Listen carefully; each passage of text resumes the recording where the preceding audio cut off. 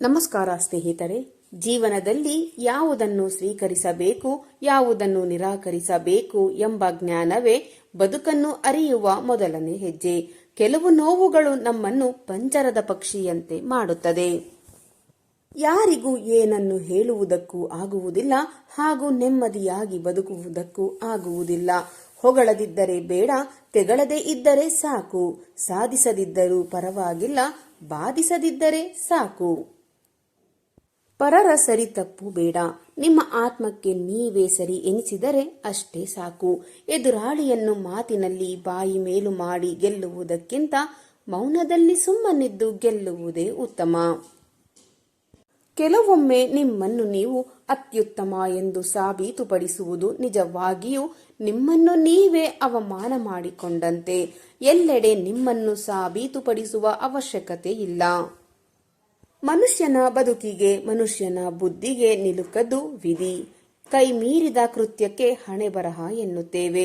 ಬದುಕಿನ ಹೀನಾಯ ಸ್ಥಿತಿಗೆ ಜನ್ಮಾಂತರದ ಪಾಪ ಎನ್ನುತ್ತೇವೆ. ಸ್ವಾರ್ಥದ ಸಂತೋಷಕ್ಕೆ ಅದೃಷ್ಟ ಎನ್ನುತ್ತೇವೆ.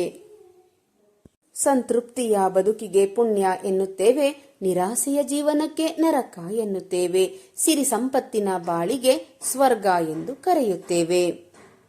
ನೆನಪಿರಲಿ ಸ್ನೇಹಿತರೆ, ಜೀವನದಲ್ಲಿ ಯಾರು ತಮ್ಮ ಮಾತಿನ ಬಗ್ಗೆ ದೃಢವಾಗಿರುತ್ತಾರೋ, ತಮ್ಮ ಮನಸ್ಸಿನ ಮಾತನ್ನೇ ಕೇಳುತ್ತಾರೋ ಅವರು ಅದನ್ನೇ ಮಾಡುತ್ತಾರೆ. ಅವರು ಈ ಪ್ರಪಂಚದಲ್ಲಿ ಸ್ವತಂತ್ರವಾಗಿ ಇರುತ್ತಾರೆ. ಯಾರು ಬೇರೆಯವರು ಹೇಳಿದ್ದನ್ನು ಕೇಳುತ್ತಾರೋ, ಯಾವಾಗ ಯೋಚನೆ ಮಾಡುವುದಿಲ್ಲವೋ ಅವರು ಬಂದಿಯಾಗಿ ಬಿಡುತ್ತಾರೆ. ಮನುಷ್ಯನ ಸಹಜ ಸ್ವರೂಪವನ್ನು ತಿಳಿದು ಅದಕ್ಕೆ ಅನುಗುಣವಾಗಿ ಕೆಲಸವನ್ನು ಮಾಡುವುದೇ ನಿಜವಾದ ಜೀವನ.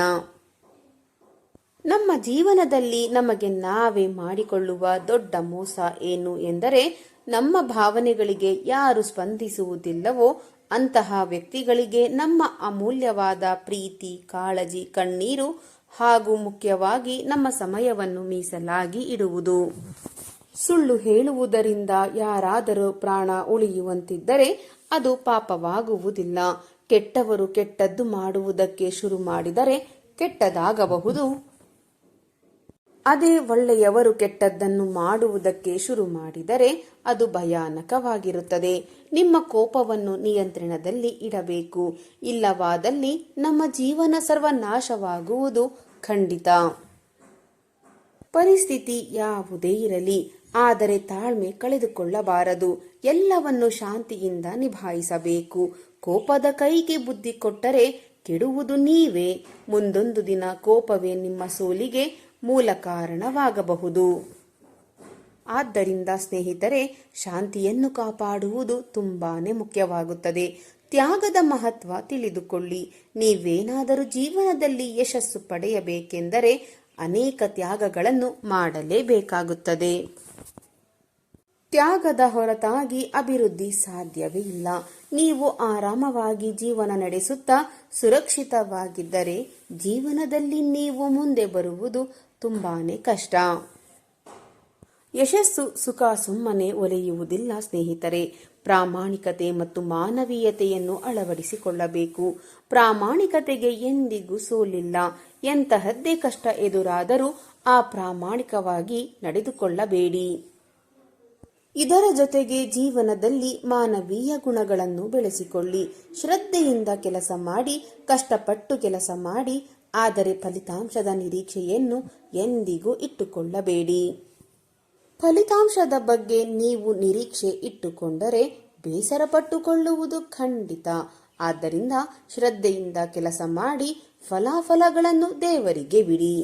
ಪ್ರಾಮಾಣಿಕವಾದ ಪ್ರಯತ್ನವಿದ್ದಾಗ ಖಂಡಿತ ದೇವರ ಅನುಗ್ರಹ ಇದ್ದೇ ಇರುತ್ತದೆ. ಇದು ದೊಡ್ಡದು ಅಥವಾ ಚಿಕ್ಕದು ಎಂಬ ಕೆಲಸದ ಭೇದ ಭಾವ ಬೇಡ. ಕೆಲಸದಲ್ಲಿ ಯಾವತ್ತೂ ದೊಡ್ಡದು ಚಿಕ್ಕದು ಎನ್ನುವುದು ಎಂದಿಗೂ ಇರುವುದಿಲ್ಲ. ಮುಖ್ಯ ವಿಚಾರ ಏನು ಎಂದರೆ, ಕೊಟ್ಟ ಕೆಲಸವನ್ನು ನೀವು ಶ್ರದ್ಧೆಯಿಂದ ಮಾಡಬೇಕು ಅಷ್ಟೇ. ಯಾವಾಗ ಕೆಲಸವನ್ನು ನೀವು ಆಸಕ್ತಿಯಿಂದ ಮನಸ್ಸಿಟ್ಟು ಮಾಡುತ್ತೀರೋ ಅದಕ್ಕಿಂತ ಖುಷಿ ಮತ್ತೊಂದಿರುವುದಿಲ್ಲ. ಕೆಲಸ ಯಾವುದಾದರೆ ಏನು, ಆದರೆ ಅಲ್ಲಿ ಆಸಕ್ತಿ ನಿಷ್ಠೆಯೇ ಮುಖ್ಯವಾಗುತ್ತದೆ.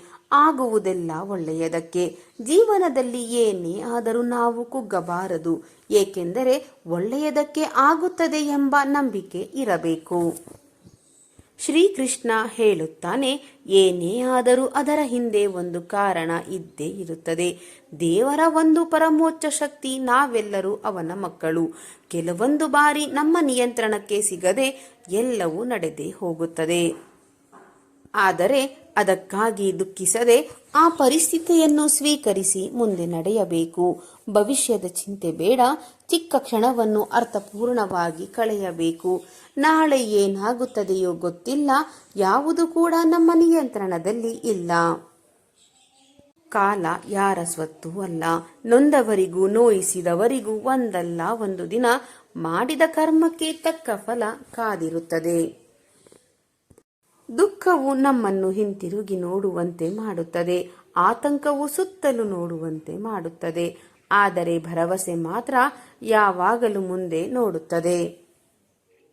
ಜೀವನದಲ್ಲಿ ಕೆಲವೊಮ್ಮೆ ಕೆಲವೊಂದನ್ನು ಕಳೆದುಕೊಂಡಾಗಲೇ ಅದಕ್ಕಿಂತ ಹೆಚ್ಚಿನದನ್ನು ಪಡೆಯಬೇಕು ಎಂಬ ಛಲ ಹುಟ್ಟುವುದು. ಸಂಬಂಧಗಳೇ ಇಷ್ಟು. ನಮ್ಮ ಅವಶ್ಯಕತೆ ಇರುವವರೆಗೂ ನಾವು ಅರ್ಥವಾಗಿರುತ್ತೇವೆ. ನಮ್ಮ ಅವಶ್ಯಕತೆ ಮುಗಿದ ಮೇಲೆ ನಾವು ವ್ಯರ್ಥವಾಗಿರುತ್ತೇವೆ. ಕೊಡುವುದಕ್ಕೆ ದಾನ, ತೆಗೆದುಕೊಳ್ಳುವುದಕ್ಕೆ ಜ್ಞಾನ, ತ್ಯಜಿಸುವುದಕ್ಕೆ ಅಹಂಕಾರ ಸರ್ವಶ್ರೇಷ್ಠವಾಗಿದೆ. ಯಾರಿಗೆ ಮಾಡಿದ ಕೆಲಸದಲ್ಲಿ ಶ್ರದ್ಧೆ ಇರುವುದಿಲ್ಲವೋ ಅಂಥವರಿಗೆ ಯಾವ ಕೆಲಸವೂ ಕೂಡ ಖುಷಿಯನ್ನು ತಂದುಕೊಡುವುದಿಲ್ಲ. ಹಾಗೂ ಅವರು ಎಂದಿಗೂ ಖುಷಿಯಾಗಿ ನೆಮ್ಮದಿಯಿಂದ ಇರುವುದಿಲ್ಲ.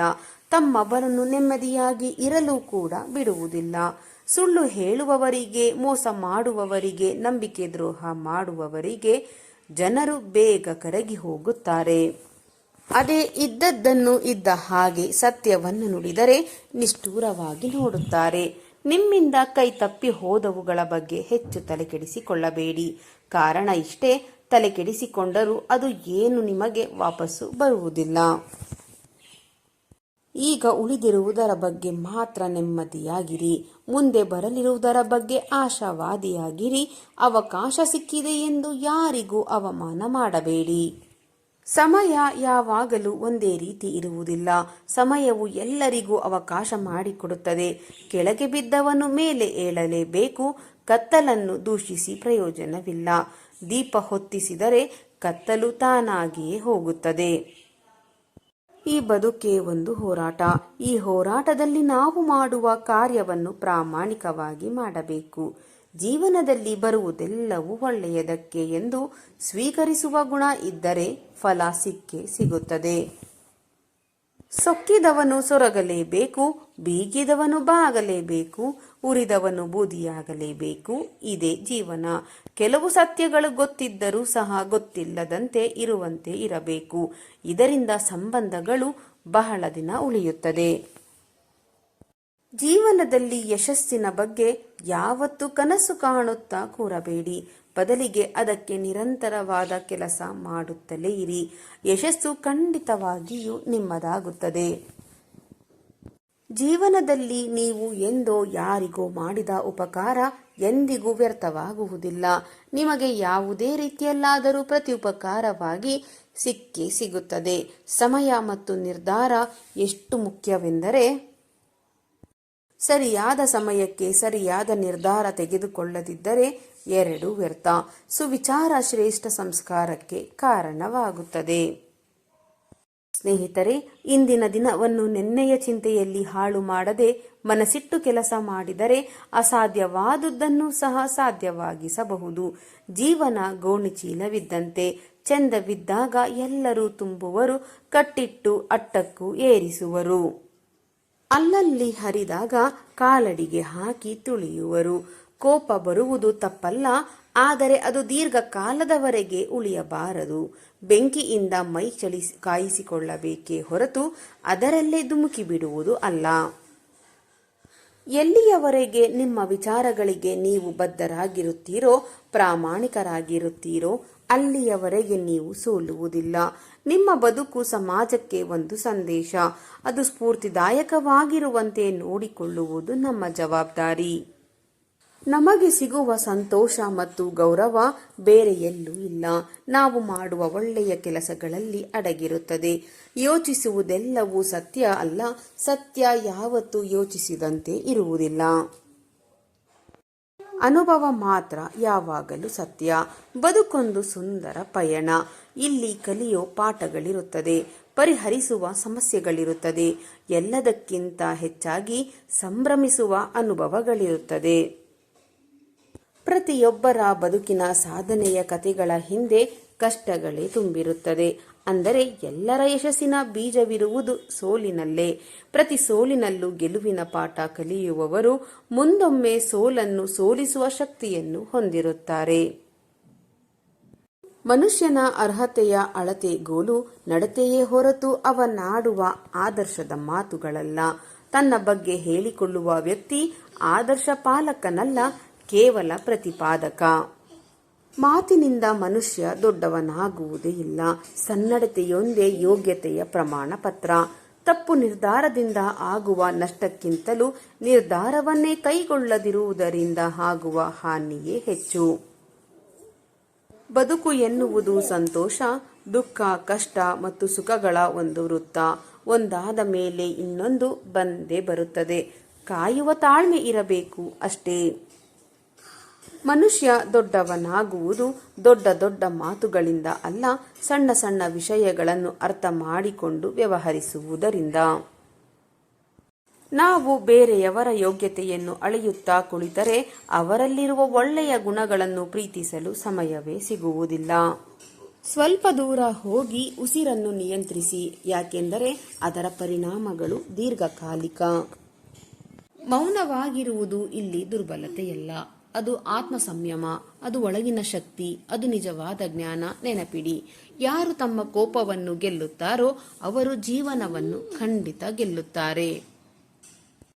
ಬಹಳ ಬಾರಿ ಅವಮಾನವನ್ನು ಎದುರಿಸಿದರೂ ಜ್ಞಾನಿಗಳು ತಕ್ಷಣ ಪ್ರತಿಕ್ರಿಯಿಸುವುದಿಲ್ಲ. ಅವರು ಸಮಯವನ್ನು ಕಾಯ್ದುಕೊಂಡರೂ ಸತ್ಯವನ್ನು ತಮ್ಮ ನಡೆನುಡಿಗಳ ಮೂಲಕ ತೋರಿಸಿದರು. ಮೌನವು ಇಲ್ಲಿ ಓಡಿ ಹೋಗುವುದಲ್ಲ, ಅದು ಒಳಗಿನ ಶಕ್ತಿಯ ಸಂಕೇತ. ನಿಮ್ಮ ಮೌಲ್ಯವನ್ನು ಪ್ರತಿ ವ್ಯಕ್ತಿಗೂ ಸಾಬೀತು ಮಾಡಬೇಕಾಗಿಲ್ಲ. ನಿಮ್ಮ ವ್ಯಕ್ತಿತ್ವ, ನಿಮ್ಮ ನಡತೆ, ನಿಮ್ಮ ಸಾಧನೆ ಇವುಗಳೇ ನಿಮ್ಮ ಪರವಾಗಿ ಮಾತನಾಡುತ್ತವೆ. ಆದ್ದರಿಂದ ಮುಂದಿನ ಬಾರಿ ಯಾರಾದರೂ ನಿಮ್ಮನ್ನು ಅವಮಾನಿಸಿದಾಗ ತಕ್ಷಣ ಪ್ರತಿಕ್ರಿಯಿಸಬೇಡಿ. ಒಂದು ಕ್ಷಣ ಮೌನವಾಗಿರಿ, ನಿಮ್ಮ ಶಾಂತತೆಯನ್ನು ಕಾಪಾಡಿಕೊಳ್ಳಿ. ನೆನಪಿಡಿ ಸ್ನೇಹಿತರೆ, ಮಾತುಗಳಿಂದ ಗೆಲ್ಲುವುದು ಸುಲಭ, ಆದರೆ ಮೌನದಿಂದ ಗೌರವವನ್ನು ಕಾಪಾಡಿಕೊಳ್ಳುವುದು ಅದೇ ನಿಜವಾದ ಮಹತ್ವ. ವಾದ ವಿವಾದದಲ್ಲಿ ಮೌನವಾಗಿರಿ. ಪ್ರತಿ ವಾದದಲ್ಲೂ ಗೆಲ್ಲಬೇಕು ಎನ್ನುವುದು ಜ್ಞಾನವಲ್ಲ. ಕೆಲವೊಮ್ಮೆ ವಾದವನ್ನು ಬಿಡುವುದೇ ನಿಜವಾದ ಗೆಲುವು. ಯಾಕೆಂದರೆ ಎಲ್ಲರೂ ಸತ್ಯವನ್ನು ಹುಡುಕಲು ವಾದ ಮಾಡುವುದಿಲ್ಲ. ಕೆಲವರು ತಮ್ಮ ಅಹಂಕಾರವನ್ನು ತೃಪ್ತಿಪಡಿಸಲು ಮಾತ್ರ ವಾದ ಮಾಡುತ್ತಾರೆ. ಅಹಂಕಾರವು ಮನುಷ್ಯನ ವಿವೇಕವನ್ನು ಮುಚ್ಚುತ್ತದೆ. ಅಂದರೆ ಅಹಂಕಾರದ ಪ್ರಭಾವದಲ್ಲಿರುವ ವ್ಯಕ್ತಿಗೆ ಸತ್ಯವನ್ನು ಹೇಳಿದರೂ ಅದು ಅವನಿಗೆ ತಲುಪುವುದಿಲ್ಲ. ಯಾಕೆಂದರೆ ಅವನು ಕೇಳಲು ಸಿದ್ಧವಾಗಿರುವುದಿಲ್ಲ, ಗೆಲ್ಲಲು ಮಾತ್ರ ಸಿದ್ಧವಾಗಿರುತ್ತಾನೆ. ಒಂದು ಕ್ಷಣ ಯೋಚಿಸಿ, ನೀವು ಯಾರೊಂದಿಗಾದರೂ ವಾದಿಸುತ್ತಿದ್ದೀರಿ, ನೀವು ಸರಿಯಾದ ಮಾತು ಹೇಳುತ್ತಿದ್ದರೂ ಎದುರಾಳಿ ಕೇಳಲು ಸಿದ್ಧವಾಗಿರುವುದಿಲ್ಲ.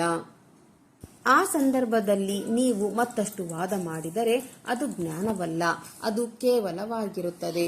ಅಂತಹ ಸಮಯದಲ್ಲಿ ಒಂದು ಹೆಜ್ಜೆ ಹಿಂದೆ ಹೋಗಿ ಮೌನವಾಗಿರುವುದು ಅದೇ ಜ್ಞಾನ. ಮೌನವು ಇಲ್ಲಿ ಸೋಲಲ್ಲ, ಅದು ನಿಮ್ಮ ಅಹಂಕಾರವನ್ನು ಗೆದ್ದ ಜಯ. ಯಾರು ತಮ್ಮ ಮನಸ್ಸನ್ನು ಮತ್ತು ಅಹಂಕಾರವನ್ನು ನಿಯಂತ್ರಿಸುತ್ತಾರೋ ಅವರು ನಿಜವಾದ ಯೋಧರು. ಆದ್ದರಿಂದ ಪ್ರತಿಯೊಂದು ವಾದಕ್ಕೆ ಉತ್ತರ ಕೊಡುವ ಅಗತ್ಯವಿಲ್ಲ. ಕೆಲವೊಮ್ಮೆ ಮೌನವೇ ನಿಮ್ಮ ಶಕ್ತಿಶಾಲಿ ಪ್ರತಿಕ್ರಿಯೆ. ನೀವು ಸಂಪೂರ್ಣ ಸತ್ಯವನ್ನು ತಿಳಿಯದಿದ್ದಾಗ ಮೌನವಾಗಿ. ನೀವು ಸಂಪೂರ್ಣ ವಿಷಯ ತಿಳಿಯದೆ ಮಾತನಾಡಿದರೆ ಅದು ನಿಮ್ಮನ್ನು ಜ್ಞಾನಿಯಂತೆ ಅಲ್ಲ, ಮೂರ್ಖನಂತೆ ತೋರಿಸಬಹುದು. ಇಂದು ಹಲವರು ಅರ್ಧ ಸತ್ಯದ ಮೇಲೆ, ಕೇಳಿದ ಮಾತಿನ ಮೇಲೆ, ಊಹೆಗಳ ಮೇಲೆ ತಕ್ಷಣ ಅಭಿಪ್ರಾಯ ಹೇಳುತ್ತಾರೆ. ಜ್ಞಾನವು ಸ್ಪಷ್ಟತೆಯಿಂದ ಬರುತ್ತದೆ, ಅಜ್ಞಾನವು ಗೊಂದಲವನ್ನು ಉಂಟುಮಾಡುತ್ತದೆ. ಅಂದರೆ ವಿಷಯವನ್ನು ಸಂಪೂರ್ಣವಾಗಿ ಅರಿಯದೆ ಮಾತನಾಡುವುದು ಅಜ್ಞಾನಕ್ಕೆ ದಾರಿ ಮಾಡಿಕೊಡುತ್ತದೆ. ಒಂದು ಉದಾಹರಣೆ ನೋಡಿ. ಒಂದು ಕಚೇರಿಯಲ್ಲಿ ಒಬ್ಬ ವ್ಯಕ್ತಿಯ ಬಗ್ಗೆ ತಪ್ಪು ಸುದ್ದಿ ಒಂದು ಹರಡುತ್ತದೆ. ಕೆಲವರು ಸತ್ಯವನ್ನು ಪರಿಶೀಲಿಸದೆ ತಕ್ಷಣ ಮಾತನಾಡುತ್ತಾರೆ, ತೀರ್ಮಾನ ಮಾಡುತ್ತಾರೆ. ನಂತರ ಸತ್ಯ ಹೊರಬಂದಾಗ ಅವರ ಮಾತುಗಳು ತಪ್ಪು ಎಂದು ಗೊತ್ತಾಗುತ್ತದೆ ಮತ್ತು ಅವರ ವಿಶ್ವಾಸಾರ್ಹತೆ ಕುಗ್ಗುತ್ತದೆ. ಆದರೆ ಜ್ಞಾನಿ ಏನು ಮಾಡುತ್ತಾನೆ ಎಂದರೆ ತಕ್ಷಣ ಪ್ರತಿಕ್ರಿಯಿಸುವುದಿಲ್ಲ, ಗಮನದಿಂದ ನೋಡುತ್ತಾನೆ, ಸಂಪೂರ್ಣ ಸತ್ಯವನ್ನು ತಿಳಿದುಕೊಳ್ಳುತ್ತಾನೆ, ನಂತರ ಮಾತನಾಡುತ್ತಾನೆ. ಮೌನವು ಇಲ್ಲಿ ಅಜ್ಞಾನವಲ್ಲ, ಅದು ಜ್ಞಾನಕ್ಕೆ ಹೋಗುವ ದಾರಿ. ನೆನಪಿಡಿ, ಕಡಿಮೆ ಮಾತನಾಡುವುದು ನಿಮ್ಮ ಮೌಲ್ಯವನ್ನು ಕಡಿಮೆ ಮಾಡುವುದಿಲ್ಲ.